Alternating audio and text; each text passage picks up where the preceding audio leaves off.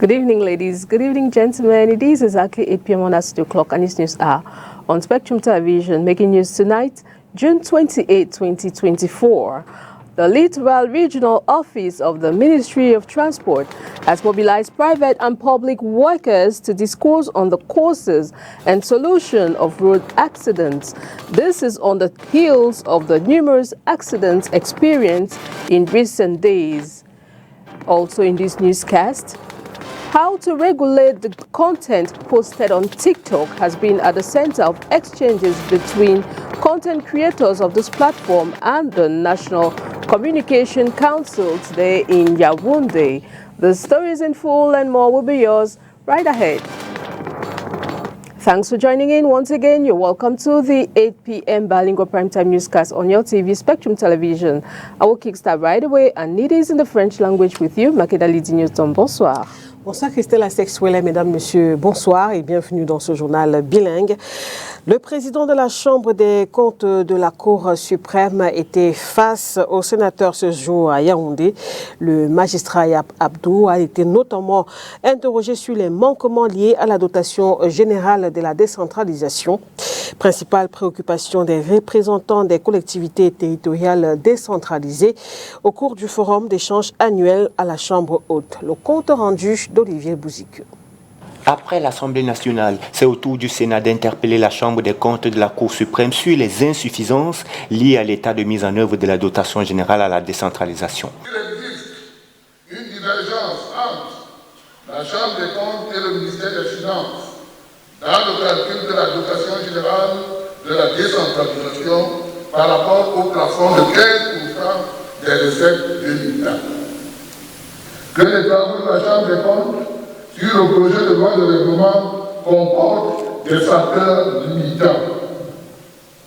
Que la Chambre des comptes voit son action limitée par l'absence de reconnaissance de son statut et l'insuffisance des moyens matériels et ressources financières. Face aux représentants des collectivités territoriales décentralisées, le président de la Chambre des comptes de la Cour suprême a donné quelques clarifications, notamment au sujet du contrôle des actions au niveau local. Nous leur avons dit qu'il faut appliquer la loi. Nous ne pouvons pas contrôler les collectivités territoriales décentralisées. Les sénateurs se battent pour que cette décentralisation soit effective. Maintenant, comment est-ce qu'on peut arriver à contrôler les collectivités territoriales décentralisées? C'est extrêmement difficile, parce que ce sont les élus du peuple. Nous essayons de contrôler parce qu'ils doivent produire les comptes de gestion. Lorsqu'ils ne produisent pas, nous prenons des mesures de coercition. Aujourd'hui, nous sommes en collaboration avec le FECOM pour pouvoir apprécier le cas des délinquants, qui ne produisent pas les comptes. Ils pourront être sanctionnés par le FECOM dans l'attribution, n'est-ce pas, du soutien que le FECOM, du soutien financier que le FECOM pourrait leur apporter. Après ce forum d'échange présidé par le sénateur Tifta Bétandon, les élus de la nation se chargeront de rendre compte et répondre aux multiples préoccupations des collectivités qu'ils représentent au Parlement. Restons dans le sillage de la décentralisation. Douala, les travaux de la deuxième session du Conseil régional du littoral se sont achevés hier. Des travaux qui étaient consacrés à l'évaluation à mi-parcours du fonctionnement de l'institution. Plus de détails avec vous, Léla Renganzeux et Nono Futué. Rideau ce 27 juin 2024 sur la deuxième session ordinaire du Conseil régional du littoral, exercice 2024, essentiellement consacré à l'évaluation du fonctionnement à mi-parcours de l'institution. Le littoral est soucieux de former les conseillers pour qu'ils soient capables de répondre à toutes les interpellations et les interrogations avec les différents séminaires et dans des domaines très pointus sur lesquels nous travaillons. De notre côté, il faut retenir que c'est une session réservée essentiellement à l'évaluation du fonctionnement de la région au mi-parcours. Et enfin, ce que vous saurez dire, c'est qu'à l'issue de cette session, nous voyons vers le bout du tunnel, on va vers la fin du montage du sérieuses obligations dont on parle depuis 2 ans. Ouvert lundi dernier, les travaux ont été exceptionnellement longs en raison des enjeux.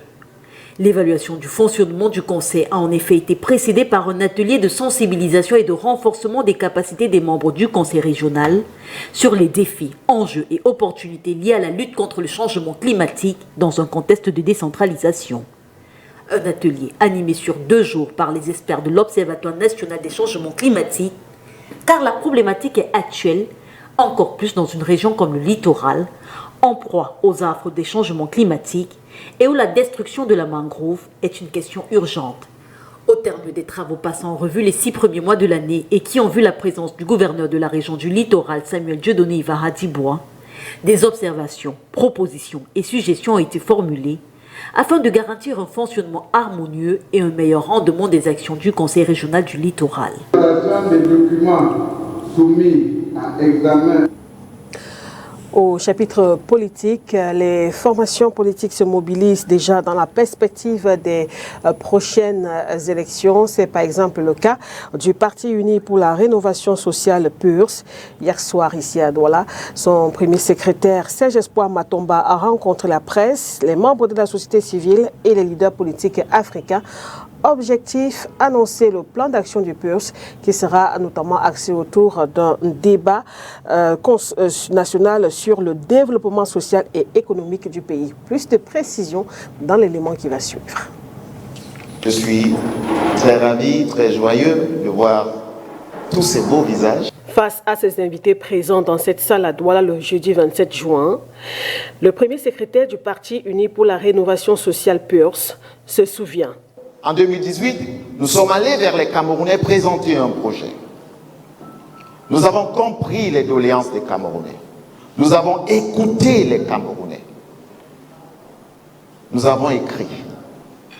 Et nous avons compris qu'aujourd'hui, au vu de la situation actuelle, un projet tout simplement ne pourrait pas changer la donne.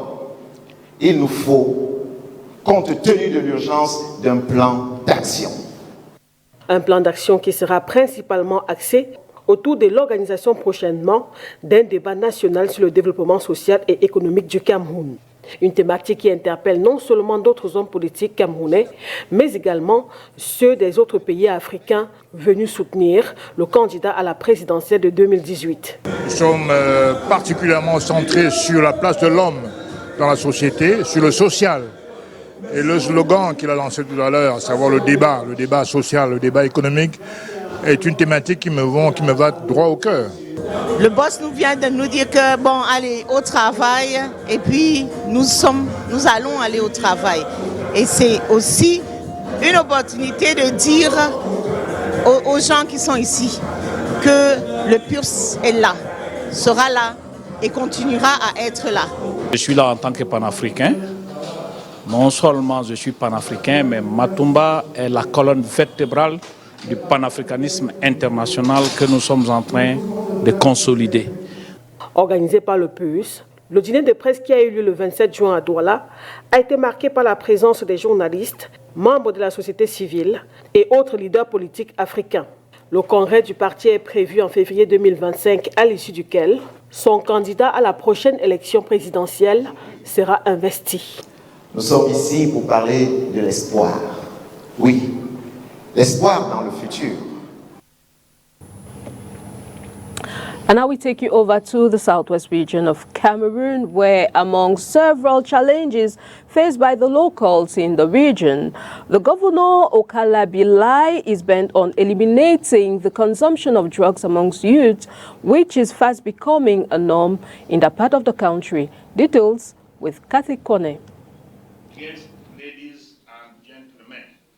The governor of the southwest region, Bernard Okalabilai, has promised doom to all those involved in the consumption and sales of hard drugs and urged parents to collaborate for an effective eradication of these bad attitudes.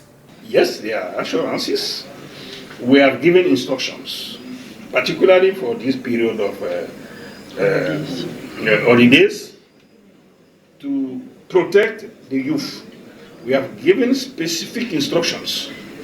We just want the parents collaborate, and you will see the result. Some of the results are already there.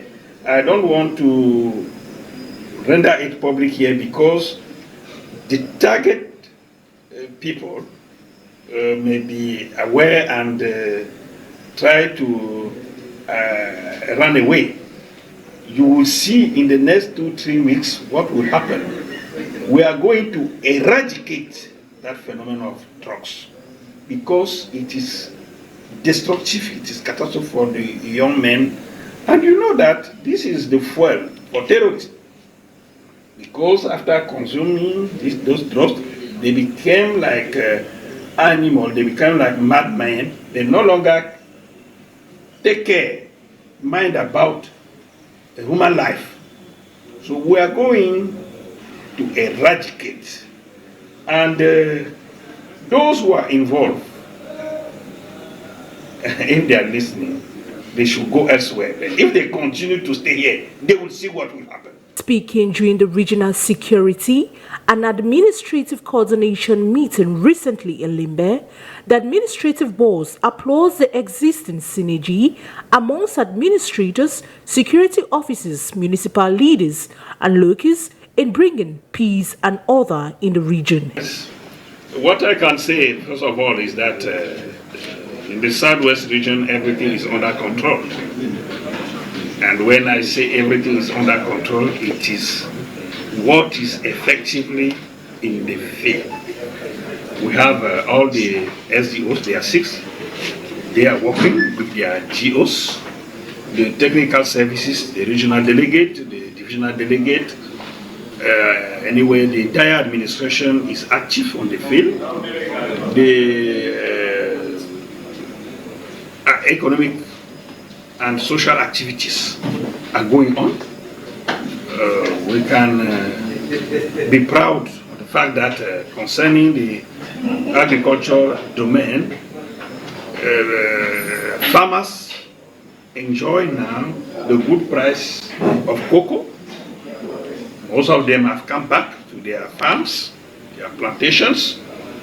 The activities in the cities like Limbe, Kumba, Njang, Mudemba, Manyu are going on. You can notice that in Buea, the population of Buea has doubled. We have traffic jams all over. It is proof and sign that life is back to normalcy. And we must congratulate the populations. The populations has understood that the only way, the only forward is activities, that they have been misled, manipulated by those guys. So we want to continue to reassure the population that in what they are doing, they have responded positively to the appeal of the head of state. The administration, the forces of law and order are there to accompany. It should be noted that the Southwest region has been facing several challenges like high rate of criminality, consumption of hard drugs, high insecurity, absence of potable water, electricity and functional health facilities. Le deuxième congrès des hispanistes au Cameroun se tient depuis hier dans la capitale Yaoundé. Les travaux se tiennent autour du thème « L'espagnol au Cameroun face aux défis de l'insertion socio-professionnelle ». Plus de précisions avec vous, Inès Choudmont-Pangan et Thierry On. L'espagnol, c'est la deuxième langue la plus parlée au monde, avec plus de 600 millions de personnes, et la troisième, la plus utilisée sur la toile.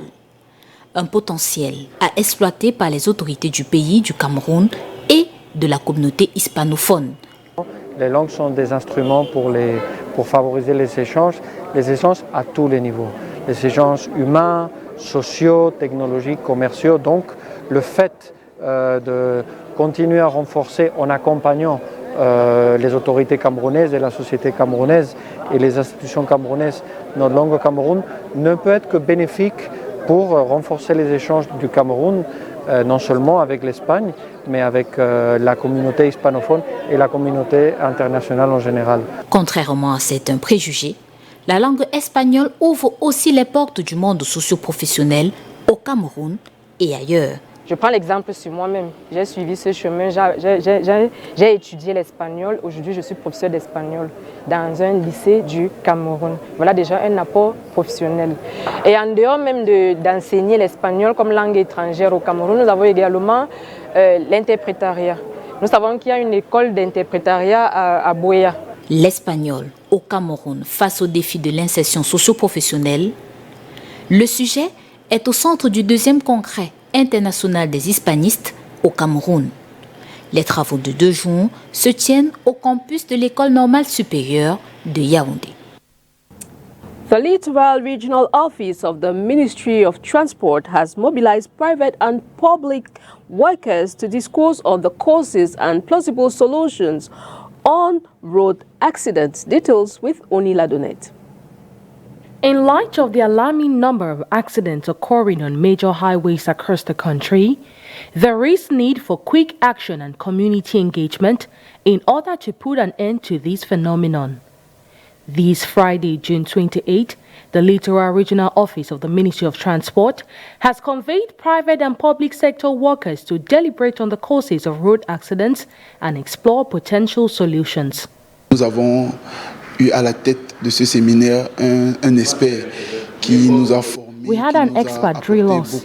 He trained us, brought us some clarity on so many subjects, and also on our worries towards the state and the Ministry of Transport. De l'État du Cameroun, derrière le ministère des Transports et le ministère des Travaux publics, par exemple. Dr. Edouard Fondum, a road safety expert, draws attention to a 2014 report by the World Health Organization, which revealed that over 1.2 million lives are lost annually due to road accidents. These tragedies often result from dangerous habits practiced by road users. La multiplication de ce type de campagne sera véritablement The multiplication of such campaigns will help reduce road accidents experienced on our highway. Throughout this session, we talked about the problems, the cause of these accidents, and the solution. Now it's time for us to get to work. Les causes, les solutions, mais maintenant il faudrait que nous passions à la phase de réalisation et que Participants in this discussion highlighted specific challenges witnessed in Douala. These include the proliferation of bike riders, ignorance of road, poor lighting, dilapidating roads, speed, just to name a few. À la sortie d'ici, je pense que nous sommes satisfaits et nous demandons vraiment si ça peut être possible. From here, I am satisfied. Nous ayons ce We genre de ask that formation at every trimester we may have such training, after which every participant can be involved, so we can get a solution towards the different accidents experienced on our highways. Aux différents problèmes qui lient les accidents causés sur la voie publique et nationale. To improve road safety, certain things have to be done. Enhanced sensitization, better organization of the transport sector, identification and accountability, infrastructure improvements. All recommendations from this seminar will be submitted to the Minister of Transport for review and implementation. Notably, the event was attended by key stakeholders, including the Divisional Delegate of Transport, Nsia Victor, and the Delegate of Planning. The Mayor of St. Louis in Senegal, alongside his collaborators, have met with the Douala City Council stakeholders to exchange and share expertise on the sustainable heritage of cities in line with the UNESCO Heritage Sustainable Project for the cities. Details in the following report. The Douala One City Council has played host to the UNESCO Project Heritage for Sustainable City, which has welcomed the Mayor of St. Louis and his collaborators for an exchange and shared experiences on how to maintain and sustain the city's heritage. Et justement, la première chose, c'est de rendre ce patrimoine un patrimoine national. Donc, un dossier en cours de préparation. Et il se fait avec la collaboration du délégué de délégué départemental de la culture. Et cette collaboration va nous permettre de monter un dossier correctement structuré pour que le ministère de compétences puisse reconnaître ce patrimoine comme un patrimoine national. Par la suite, on va passer à la deuxième étape qui consiste effectivement à commencer à travailler avec l'UNESCO pour qu'on ait un dossier qui est bien structuré pour pouvoir voir dans quelle mesure Bonanjo. The first thing is to make this heritage national. We're preparing a file which will be done alongside the collaboration of the departmental delegates of culture to ensure that the competent ministry acknowledges this heritage as a national one. Then, we will work with UNESCO to also benefit from being part of their heritage. De l'ensemble des acteurs de la société civile pour ce genre de projet. On ne devient pas un label UNESCO tout simplement parce qu'on a de la qualité. La qualité est importante, mais il faut également que ça soit une opportunité de développement durable du territoire. Donc, l'expertise de Saint-Louis est dans ce cas pour nous très importante parce que c'est une commune sœur africaine, c'est une commune qui a démontré ses qualités en matière de gouvernance d'un bien patrimoine UNESCO et c'est une commune qui a un capital humain qui est utile.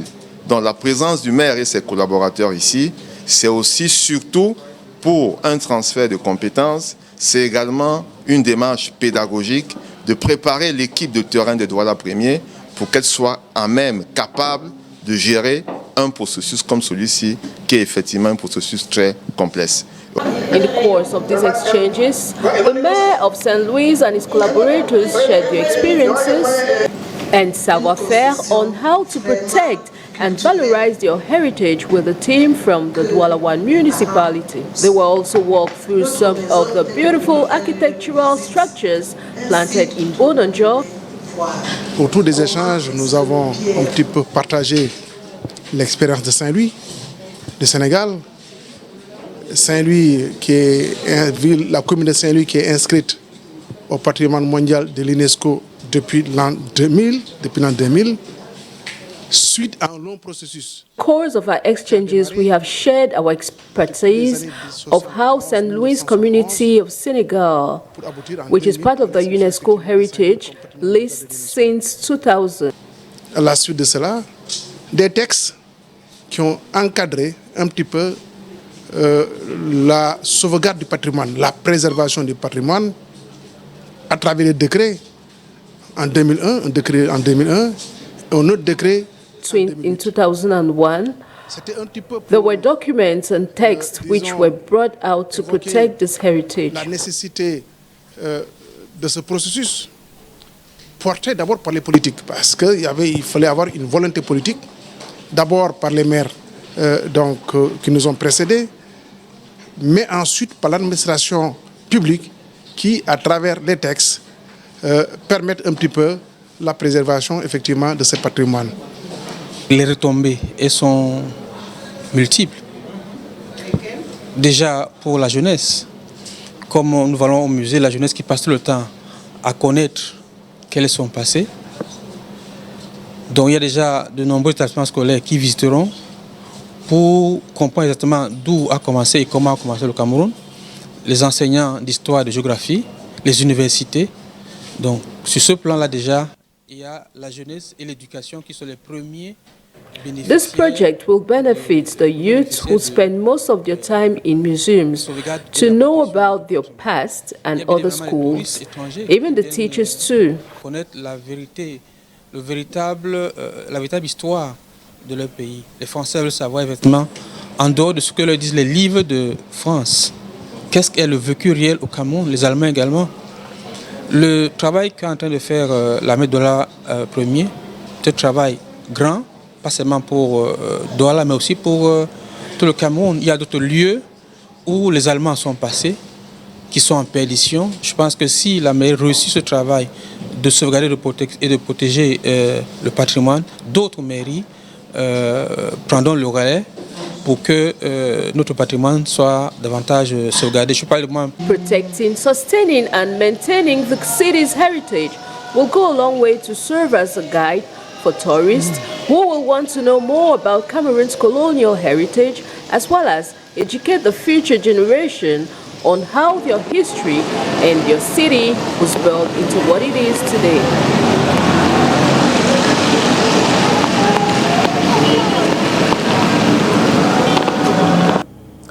Culture, toujours, la deuxième édition de la zone by DOMAF s'achève demain.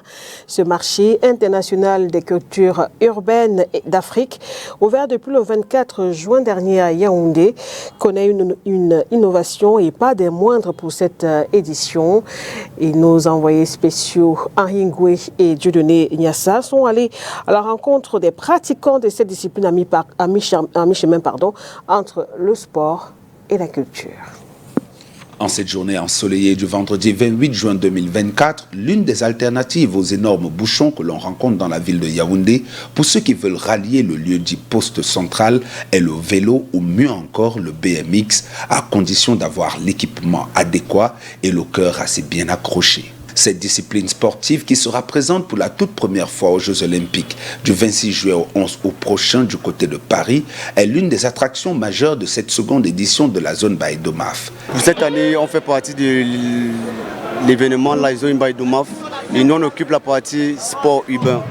Dans le sport urbain, vous allez retrouver le BMX et le skateboard. Skateboard, entendez planche à roulettes, un autre moyen de déplacement en milieu urbain qui allie équilibre et figure acrobatique, mais exige cependant des espaces aménagés pour sa pratique. Nous sommes en projet d'installation d'une infrastructure pour pouvoir permettre aux jeunes de pratiquer du sport BMX et skateboard. Voilà qui pourra inspirer plus d'un, mais en attendant et pour ceux qui ont besoin de plus de motivation, à la zone by DOMAF,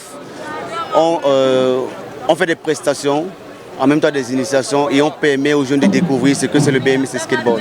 Même endroit, même zone, autre lifestyle ouvert aux jeunes et principalement à ceux de la rue, la mode. Aujourd'hui, nous avons décidé de faire cette parade avec les enfants de la rue. C'est pour ça que vous allez les voir, ils sont assis là, d'autres sont habillés en bleu. Et voici l'un d'eux en fait que je suis déjà en train d'habiller en fait. Donc aujourd'hui, nous sommes là pour le show, comme tout le monde. Essayer de présenter notre savoir-faire au public camerounais. Un savoir-faire qui tient compte de l'environnement et des réalités propres à nos villes, prises en otage depuis peu par les déchets domestiques. Nous travaillons avec des matériaux de récupération, une modeste façon de nous à contribuer à la non-pollution de notre environnement. En attendant l'apothéose demain et la Fashion Night by DOMAF qui viendra refermer cette deuxième édition avec strass et paillettes, les artistes musiciens nationaux et internationaux continuent de se succéder sur les scènes de l'avenue Kennedy et du Kansik Mendon, et ce, jusqu'à 22h. Et c'est la fin de ce journal, mesdames, messieurs. Merci de votre attention. Merci de l'avoir suivi. Au revoir Christelle Asek.